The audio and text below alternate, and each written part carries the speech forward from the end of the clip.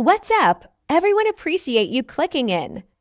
If you're sitting through this, I'm gonna go ahead and assume you're not about that casual life. You're here to crush the competition and plant your flag at the very top of that leaderboard.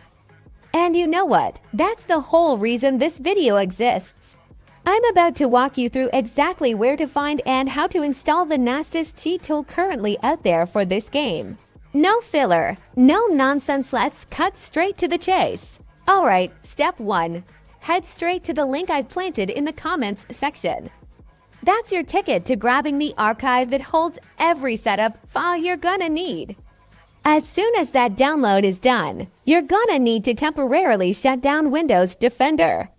Why? 'Cause it has a habit of flagging and blocking this kind of stuff. But no worries, I'll hold your hand through every step so it's quick and painless. Once the antivirus is out of your way, go ahead and unpack the archive. A password prompt will pop up. Just punch in 8866 and you're good to go.